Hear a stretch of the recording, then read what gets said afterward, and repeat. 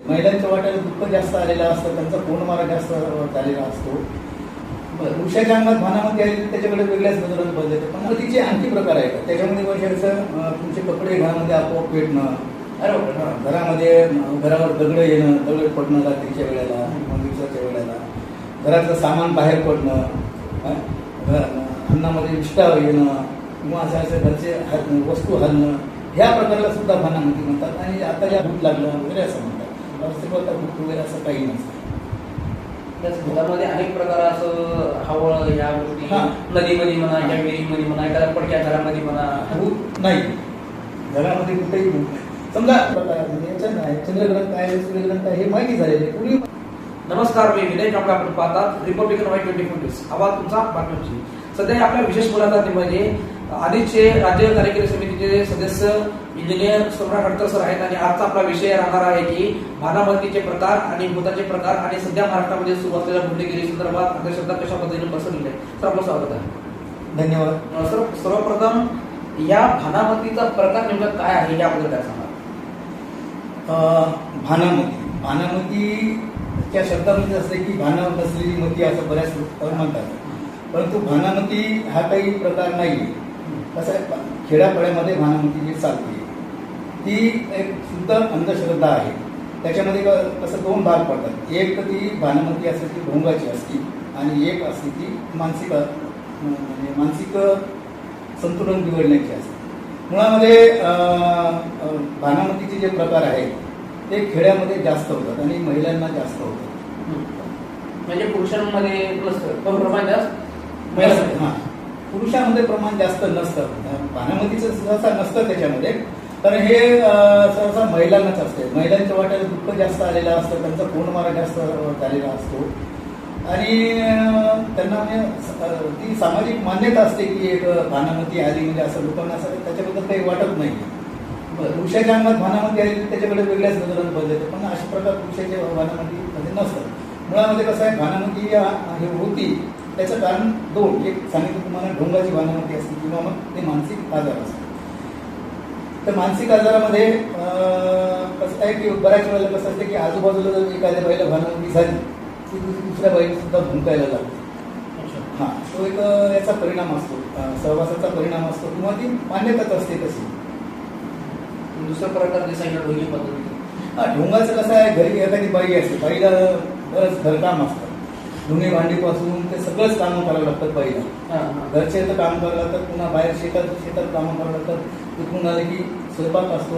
असं दिवसभर बाईच्या म्हणजे तिच्या याच्यावर ओझं खूप असतं. म्हणजे असं शारीरिक श्रम तिथे खूप असतं.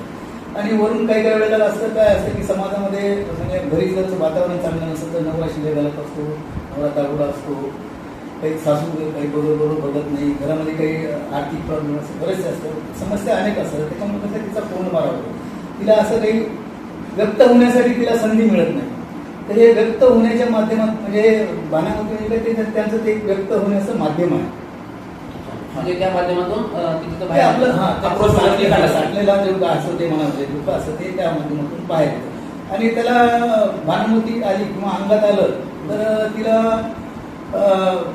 जी सासू असते किंवा दिव्या अंगात आली म्हणतात, ज्यावेळेस सासू असते ती सुद्धा तिच्या पाया पडायला लागते. बऱ्याच नवरा सुद्धा पाया पडायला लागतो. एक काय होतं, तिला आता कळलेलं असतं की हे असं झाल्यानंतर आपलं दुःख कमी होतं, आपल्याला टोचण्या कमी होतात, लोक कमी बोलतात म्हणजे घरचे लोक वगैरे. त्याच्यामुळे मग काय की ते कायम स्वरूपी चालत राहिलं तिचं असं. एकूण मग या संदर्भामध्ये अनेक बाबाकडे किंवा एखाद्या महाराजाकडे बाबा हिला घेऊन जातात, त्यावेळेची परिस्थिती म्हणजे ते कसं हँडल करतात ते म्हणजे मला नाही लक्षात आलं. एकूणच आता ही ढोंगीपणा जेव्हा येतो त्याच्या अंगात भानामध्ये झाली तर कुठेतरी देवाला जाणे किंवा एखाद्या बाबाकडे किंवा एखाद्या बंधूकडे जाणे. आमच्या सुनीला तुम्ही सांगितलं एक उदाहरण दिलं की एक ढोंगीपणा करतात तर त्याला बळी पडतात. म्हणजे तो अंगात येण्याचा प्रकार. भानामतीचे आणखी प्रकार आहेत. त्याच्यामध्ये वर्षाचं तुमचे कपडे घरामध्ये आपोआप पेटणं, घरामध्ये घरावर दगड येणं, दगड पडणं रात्रीच्या वेळेला, दिवसाच्या वेळेला, घरातलं सामान बाहेर पडणं, अन्नामध्ये विष्ठा येणं किंवा असं घरचे वस्तू हलणं, ह्या प्रकाराला सुद्धा भानामती म्हणतात. आणि आता जे आपण अंगात आलो म्हणतो ते आपल्याकडे भुंकणारी भानामती. तोही प्रकार भानामतीमध्ये विणला जातो. आणि खरंच घरावरती दगडे आणि अन्नामध्ये विष आहे हे काय म्हणजे नाही. त्याच्यामध्ये विज्ञान काय आहे? हे असं कुठलीही गोष्ट आपोआप होत नाही. बरं. त्याच्या पाठीमागे कुणीतरी असतंच. जसं हे भानामतीचा प्रकार आहे, ते शेजाऱ्याशी जमत नसेल तर कुणीतरी काहीतरी असं घेऊन गेलेलं. हां नाही दगड गेलेलं. हां त्याच्या पाठीमागे दुसरी व्यक्ती असतोच, असं आपोआप काहीही होत नाही. आता भानामतीचे जे अंगावर जे फुल्या पडतात बायकांच्या, ते कुठं पडतात? हातावर, पायावर वगैरे पडतात. जिथं आपला हात पोहोचत नाही तिथं पडतात का फुल्या भानामतीच्या बाईच्या अंगावर? नाही पडत. असं पाठीला हात पोहोचत नाही तर पाठीला पडत नाही. आणि बऱ्याच वेळेला कसं असतं की प्रकार असतो त्याच्यामध्ये आणखी काही व्यक्तीला समाविष्ट करून घेत नाही व्यक्तीला जास्त भानामतीच्या प्रकारात. समजा एखादी बाई आहे आणि तिची मुलगी थोडी समज झालेली आहे, त्या मुलीला सुद्धा कळलं की आपल्या आईला त्रास आहे, तर तिच्या मदतीने सुद्धा ती तसे हे प्रकार करत असते. असं सुद्धा होत असतं. आणि यामध्ये दुसऱ्या बाजूला बघितलं तर भूताचे देखील प्रकार अनेक आपण ऐकलेले असतील, की त्यामध्ये देखील प्रमाण भीतीचं वातावरण असते. टीव्ही चॅनलवर देखील अनेक सिरियल्स वगैरे दाखवलं जातं. हा काय प्रकार असतो नेमका आणि याच्याबद्दल तुम्ही काय सांगा? मुळात म्हणजे भूत कसं तयार होतं याच्याकडून सांगतो ना, की माणसं आजारी पडतात, आजारी पडल्यावर मरतो, त्यांचा खून केला जातो, खून होऊन मरतो, खून स्वतः फाशी घेऊन मरतो, अशा अनेक कारणाने माणसं मरतात. मग जो जन्माला आला तो माणूस मरणार आहे. आणि असं काय म्हणतो की बाबा मरतेवेळी त्याच्या काही इच्छा अपुऱ्या राहिलेल्या आहेत, त्याचे काही राहिलेले आहेत, तर ते मेल्यानंतर काय होतं त्याचा आत्मा भटकतो. म्हणजे आत्मा त्याला मोक्ष मिळत नाही. थोडक्यात सांगायचं मोक्ष मिळत नाही मग त्याचा आत्मा भटकतो. म्हणजे आपल्या जे इच्छा राहिलेल्या आहेत ते कुठल्या तरी व्यक्तीच्या शरीरामध्ये जाऊन त्या आपल्या राहिलेल्या इच्छा पूर्ण करायचं त्याचा माणूस असतो. असं त्याला भूत लागलं वगैरे असं म्हणतात. वास्तविकता भूत वगैरे असं काही नसतं. भूतामध्ये अनेक प्रकार असं हवळ या गोष्टी नदीमध्ये म्हणा किंवा विहिरीमध्ये म्हणा एखाद्या पडक्या घरामध्ये म्हणा किंवा ते असं असू शकतं की त्या ठिकाणचं वातावरणच आपण म्हणतो एखाद्या गेल्यानंतर भयंकर वाटतं किंवा त्याचं जे निगेटिव्ह थिंकिंग म्हणजे वाईट स्थिती भेटतात. म्हणजे हे प्रकार नेमकं खरंच असे काही वाईट्स असतात की किंवा एखादे जे ठिकाण असतं की ते खूप गंभीर असतं, त्या ठिकाणी आपण गेल्यानंतर आपल्याला कळतं की बाबा खरं तिथं काहीतरी हरवल्यासारखं भीतीदायक असं वाटतं. कसं आहे भूताची वस्ती आपल्याला माहिती, पडकेवाडे, विहिरी, चिंचेचे झाड असे कुठेतरी असते, गावाच्या बाहेर कुठेतरी असतात, अशा ठिकाणी भूताची वस्ती असते. त्या अशाच ठिकाणी भूतांचा वावर का असतो आणि तिथं लोक जात नाही. बरं अशा अनेक ठिकाणी काय होतं, चोऱ्या मारायचे प्रकार अशाच ठिकाणी होतात.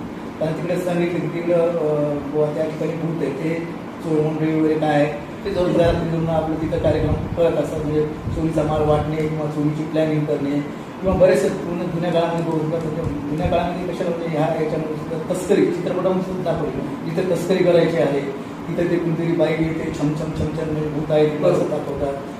ह्या पद्धतीचं असतं. तर ते त्यांची जे ठराविक हे असते. आणि भूताचे प्रकार म्हणाला तर तुम्ही बऱ्याच ठिकाणी आता एखादी बाळाची बाई गेली तिला हाडळ म्हणतात, पाण्यामध्ये विहिरीमध्ये असतात त्यांना आसरा म्हणतात, चकवा नावाचं भूत असेल म्हणजे कोणीतरी दिसतंय आणि गायब होते काही. म्हणजे हा मानसिक आजार म्हणू शकतो. हो हे मानसिक आजार म्हणजे हे कसं आहे तर भ्रम सुद्धा असतो. भ्रम आणि मानसिक आजाराचाच तो प्रकार आहे. माणसाला वेगवेगळे भ्रम होतात. आता भूताचं तुम्ही म्हणजे त्या संदर्भामध्ये सांगतो.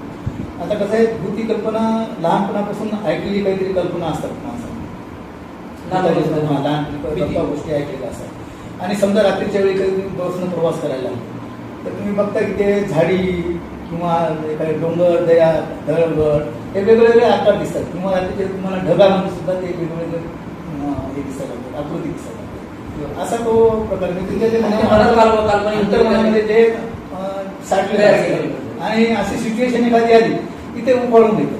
बऱ्याच वेळा तुम्ही किती शिकलेला माणूस असो किंवा कधी भूत नाही असं म्हणणार असो, पण कधीतरी हे असं दिसलं की तो भूत आहे असं म्हणतो. बऱ्याच वेळा असं म्हणतं की आम्ही बघितलेले असे दावा करतात बरोबर, ते बऱ्याच त्याच्यामध्ये खोटं बोलत नाही आहे. म्हणजे बरेच लोक त्यांना ते तसं भ्रम भास झालेला असतो की बाबा हे अशी अशी दिसलेली आहे. त्यांचीच कल्पनाशक्ती असते, त्यांचाच भ्रम असतो. वास्तविकता भूत नाही, घरामध्ये कुठेही भूत नाही. समजा मेलेल्या आत्मा जर दुसऱ्याच्या शरीरामध्ये प्रवेश करत असते, असे आतापर्यंत किती लोक मेलेले आहेत? करोडो लोक मेलेले आहेत. मग एवढे आहेत का ते? आणि सर्वांच्या इच्छा पूर्ण होतात का? याच्यावर माणसाने विचार करायला पाहिजे. अनेकच्या माध्यमातून या प्रत्येकाच्या इच्छा अपुऱ्या असतात असं म्हणजे कोणी माणूस नाहीये की जे परिपूर्ण झालेलं आहे. म्हणजे त्याच्या अपेक्षा पूर्ण झालेल्या नाही. मोक्ष मोक्ष म्हणतात त्याच्यासाठीच हे चाललेलं असं सगळं. मोक्ष नावाची जी कल्पना आहे त्याची त्याचा तो मुद्दा वेगळा आहे तसा, पण इच्छा कोणाच्याही पूर्ण होत नाही. एकूण तर इच्छा वाढतच जात असं. तुम्ही हे सांगताय की मानवमातीचा प्रकार झाला किंवा मृत्यूचा प्रकार झाला, पण आधीच्या माध्यमातून असे तुम्हाला काही घटना समोर आल्या नाही त्याला तुम्ही चांगला तसा निकाल लावलेला आहे किंवा त्यांना ते सत्यता दाखवून दिलेली आहे किंवा ह्या प्रकार असे नसतात किंवा असं तुम्हाला कोणी चॅलेंज केलं असेल त्यावेळेस तुम्ही कशा पद्धतीने त्याला handle नाही, बारामतीचे असे प्रकरण बरेच आम्ही हाताळलेले आहेत. घरामध्ये आग लागण्याची प्रकरणं झालेली आहेत, घरावर दगडं पडण्याचे प्रकरण झालेले आहेत. आणि या बारामध्ये याच्यामुळे मुद्दा आमच्याकडे कधी लोक येतात ते मारामाऱ्या झाल्या समजा, म्हणजे एखाद्या व्यक्तीचे भानामती झालेली आहे आणि त्याने कुणाचं तरी नाव घेतलेलं आहे, की ज्याचं नाव घेतलेलं आहे ती व्यक्ती घाबरते, ती आमच्याकडे येते, हो हे याचा माझा असं असं झालेलं आहे. मुळात म्हणजे तसं कुणालाही करता येत नाही, करणी वगैरे कुणालाही करतात नाही. आमचं 21 लाखाचं बक्षीस आहे की आमच्या पायाखालची माती, डोक्यावरची केस, अंगावरचा कपडा, तुम्हाला काय पाहिजे ते घेऊन जाणे आमच्यावर करणी करून दाखवतो. परंतु आतापर्यंत ते चॅलेंज तुम्ही स्वीकारले. आमचं 21 लाखाचं बक्षीस आहे. म्हणजे कमी साधं मंत्रानं तुम्हाला जेवणातलं पापड सुद्धा मोडता येत नाही. मंत्रानं कुठं हे काही लोकांची मान मोडतात म्हणून सांगतात. इकडे भावलीला जसं तुम्ही त्रास देतात, टाचण्यात टोचता, तसं ते तिकडं टोचल्या जातात त्या व्यक्तीला असं म्हणतात. तर असं काही प्रकार नसतं. चमत्कारी देखील काही बाबा केल्या जातात. तुम्ही सांगितले की किंवा त्या लिंबूला टाचण्या मारणे किंवा त्या लिंबूमध्ये रक्त काढणे, हा प्रकार वैज्ञानिक दृष्टिकोनातून किंवा वगैरे तसा प्रकार असू शकतो. नाही, चमत्कार तर नसतो. चमत्कारामध्ये पाठीमाग काहीतरी एक भौतिक प्रक्रिया असते किंवा रासायनिक प्रक्रिया असते, यांत्रिकीचं मेकॅनिझम असते किंवा हातच्या लागली असते. असं चमत्कार तुम्हाला करता येत नाही. असं त्या तुम्ही रक्त वगैरे म्हणतात हे सगळं बनावट केलेलं असतं पाहिजे.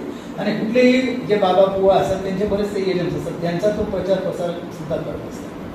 म्हणजे बाबा जो असतो त्या बाबाच्या धंद्यावर त्याचं घर चालत असतं, असंही सुद्धा असतं. त्याच्यामुळे ते काही लोक असं सांगत असतात की असतंच आणि बघितलंच होतंच, आमचा बाबा तो करतो.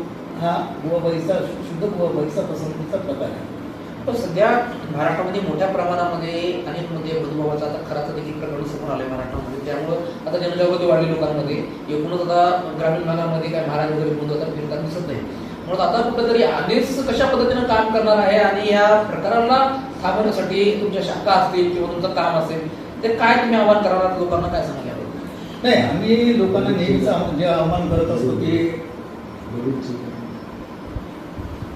आम्ही लोकांना नेहमीच आव्हान करत असतो की तुम्ही स्वतः विचार करा. कुठल्याही गोष्टीची चिकित्सा करायची व प्रत्येक गोष्टीमागं कारण असतं. कुठलं कोणती गोष्ट घटना आपोआप घडत असते, त्या घटनेच्या पाठीमागं काहीतरी कार्यकारण भाव असतं. बऱ्याच वेळेला तो आपल्याला माहीत नसतो काय, पण माहीत नसला म्हणून आपण त्याच्यावर डोळे झाकून विश्वास ठेवायचा नाही. काही आपल्याला एखादी गोष्ट माहीत नाहीये म्हणजे ती जगामध्ये नाहीये. आता तुम्ही अमेरिकेला गेला कधी नाही, पण तुम्ही अमेरिका मानता की नाही? हो. त्या मानण्यासाठी काहीतरी कारण आहे. कोणीतरी जाऊन आलेले असते, काहीतरी या वस्तू आणलेल्या असतात. असं काहीतरी तुम्ही चिकित्सा करून विश्वास ठेवला तर गोष्ट वेगळी आहे. पण तुम्ही चिकित्सा न करताच एखादा गोष्ट विश्वास ठेवायला लागला तर ती अंधश्रद्धा आहे. आणि तसं बोलणे आम्ही लोकांना हे सांगतो की तुम्ही स्वतः चिकित्सा करा. प्रत्येक गोष्टीचा पाठीमागचा कार्यकारण भाव शोधण्याचा प्रयत्न करा. अनेक चमत्काराच्या मागे वैज्ञानिक दृष्टिकोन असतो. तर त्या वैज्ञानिक दृष्टिकोन कसा समजून घ्यावा? वैज्ञानिक दृष्टिकोन समजून घेण्याची पद्धत म्हणजे वैज्ञानिक, आता हे मी तुम्हाला सांगतो की वैज्ञानिक दृष्टिकोन जो म्हणतो आपण त्याच्या पाठीमागं कारण असेल ते आपल्याला समजतं. म्हणजे विज्ञान माहिती असावं होतं? नाही, विज्ञान माहिती असेल तुम्ही तुमचं लॉजिक लावू शकता. म्हणजे त्याच्यासाठी काय असतं बघा, तर्क असतो. एखादी गोष्टी तर्कावर उतरता येते की नाही, किंवा एखाद्या अनुभवावर उतरता येते की नाही, एखाद्या गोष्टीची प्रचिती येते की नाही, किंवा ती एखाद्या गोष्टी प्रयोगावर सिद्ध होते की नाही, या गोष्टी तुम्ही करून एखाद्या गोष्टीवर विश्वास ठेवायचा नाही ते ठरवू शकता. आता पूर्वीच्या माहिती आहे आपल्याला ग्रहण काय असतं. पूर्वी असं म्हणत होते की राहू किंवा केतू त्या सूर्याला किंवा चंद्राला गिळतात. मुळामध्ये राहू केतू हे ग्रहच नाही आहेत, अस्तित्वच नाही. ते चंद्राचे आणि याचे चंद्राच्या आणि पृथ्वीचे जे ऑर्बिट आहे त्याचे छेदबिंदू आहेत. बरोबर. मग कुठला नंतर आता विज्ञानानं म्हणजे सिद्ध केलेलं आहे की ज्यावेळेस आपलं सूर्यग्रहण होतं त्यावेळेस पृथ्वी आणि सूर्याच्या मध्यामध्ये चंद्र येतो आणि चंद्रामुळे जातो. हा सगळ्यांचा प्रकार आहे. म्हणजे याच्यात नाही चंद्रग्रहण काय सूर्यग्रहण काय हे माहिती झालेलं आहे. पूर्वी माहीत नव्हतं आपल्याला त्या काळामध्ये. ठीक आहे समजा, पण ज्यावेळेस तुम्हाला एखादी गोष्ट विज्ञानाने- माहीत असून सुद्धा जर तुम्ही जर मानत नसाल तर ती तुमची सुद्धा अंधश्रद्धा आहे. तर एक सर शेवटचा प्रश्न आहे, तर जनतेला अनेकच्या माध्यमातून काय वाट करणार, जे महिला मोठ्या प्रमाणात ह्याकडे जास्त वळल्या जातात आणि जेणेकरून जे कुटुंब देखील याच्या दबावाखाली येतं, एक प्रेशर असतं की आम्हाला कोणती भानामध्ये केली किंवा आम्हाला किंवा कोणाचं काहीतरी करणे वगैरे केलेले आहे, तर याला न बळी पडता तुम्ही त्यांना काय आव्हान करणार त्याच्या माध्यमातून? तेच आपले जे काय आपले प्रॉब्लेम्स आहेत, जे काय आपले दुःख आहेत, ते कशामुळे आहे तर हे शोधण्याचा प्रयत्न करायचा. प्रत्येक दुःख म्हणजे कुठल्या पूर्वी देवीचा रोग व्हायचा माहिती आहे, देवी चेहऱ्यावर असे डाग वगैरे पडायचे, खुंच्या घ्यायच्या अशा बारीक बारीक फोडं यायचं, म्हणजे ते नंतर वाळल्यानंतर खपली पडल्यानंतर ते डाग पडायचं. ते काय होतं, पूर्वी देवीचा रोग होता आणि तो देवीचा कोप आहे असं म्हणत होता. परंतु नंतर विज्ञानाने सिद्ध केले की ते काहीतरी जंतू म्हणत होतं. बरोबर, त्या काळाची अंधश्रद्धा होती. आज ती काय आहे, आज त्याला अंधश्रद्धा मानत नाही ना. त्याच प्रकारे की आपण शोधण्याचा प्रयत्न करायचा, कळलं नाही तर तेव्हा कुठलीही गोष्ट समजा आजाराच्या बाबतीने झालं तर आपण कुठले निर्णय घ्यायचे किंवा जायचं दवाखान्यामध्ये जायचं. विज्ञानाने एवढी प्रगती केली, सकाळी उठल्यापासून तर संध्याकाळी झोपेपर्यंत आपण विज्ञानाने निर्माण केलेल्या वस्तूचा वापर करतो. सकाळी आपण टूथब्रश दात वगैरे हे करतो, टूथब्रश आणि टूथपेस्ट ही विज्ञानाने बनवली. रात्री झोपताना आपण लाईट बंद करतो, स्विच बंद करून विज्ञानाने दिले. पण ह्या सगळ्यात आपण विज्ञानाची दृष्टी घेतली, सृष्टी घेतली, विज्ञानाची दृष्टी घेतली, तर त्याच्या पाठीमागे काय कारण आहे. आपण एवढी प्रगती केलेली आहे, ज्या गोष्टी माहीत आहे त्याच्या ज्या गोष्टी माहिती झाल्या त्याच्यावर तरी म्हणजे त्याबद्दल तरी माणसाने शंका नाही घ्यायला पाहिजे आणि घेऊ.